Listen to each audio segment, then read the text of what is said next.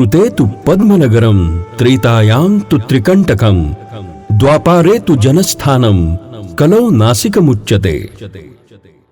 युगांच्या प्रवासात नावे बदलत गेली, परंतु या भूमीची पावनता काळाच्या कसोटीवर अढळ राहिली. सत्ययुगातील पद्मनगर, त्रेतायुगातील त्रिकंटक, द्वापार युगात ओळखलं गेलेलं जनस्थान आणि कलियुगातील नाशिक. प्रभू श्रीरामांच्या चरणस्पर्शानं पावन झालेली अद्वितीय तीर्थनगरी. निसर्ग सौंदर्य, पौराणिक परंपरा, अध्यात्म, वैराग्य आणि भारतीय ज्ञान संस्कृतीचा गाढ वारसा जपणारं नाशिक.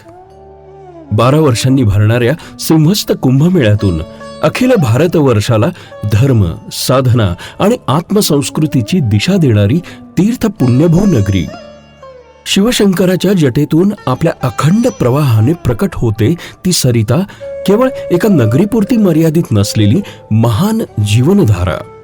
धरणी मातेला सुजलाम सुफलाम करणारी, तिचा श्वास वाढवणारी गोदावरी.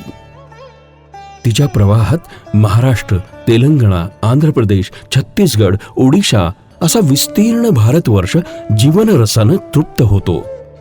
गौतम ऋषींच्या तपोबलानं प्रसन्न होऊन भगवान शंकरांच्या जटेतून श्री त्र्यंबकेश्वराच्या ब्रह्मगिरीवर अवतरलेली गौतमी, दक्षिणेची गंगा. तिच्या जलाचा स्पर्श देहाला शुद्ध करतो, मनाला स्थैर्य देतो आणि भारतवर्षाच्या मातीला सुपिकता देखील देतो. सूर्यास्तकाळी आकाशातील केशरी रक्तिमा गोदावरीच्या जलात उतरते आणि समर्पणाची एक दिव्य अनुभूती साकारते. या क्षणी अशांत मन शांत होतं आणि स्वतःच्या अस्तित्वाचा अर्थ अंतर्मनात उमगतो.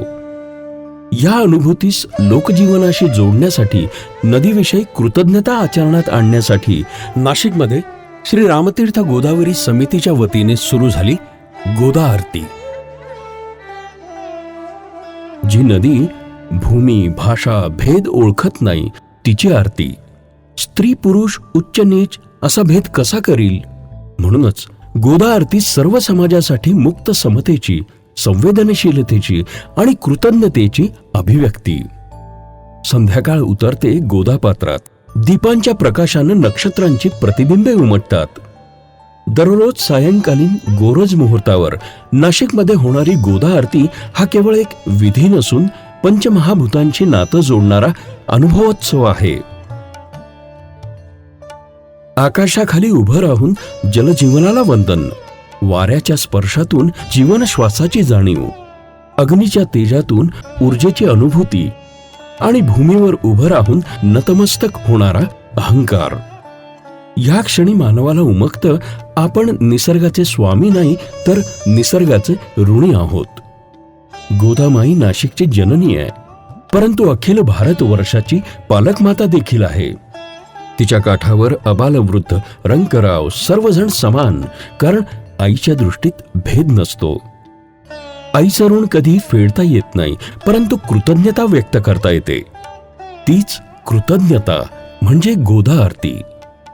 ही आरती नदी स्वच्छतेची प्रेरणा देते, पर्यावरण जाणीव जागवते, बंधुभाव निर्माण करते आणि मानसिक शांतता, ऊर्जा आणि आध्यात्मिक स्थैर्य प्रदान करते.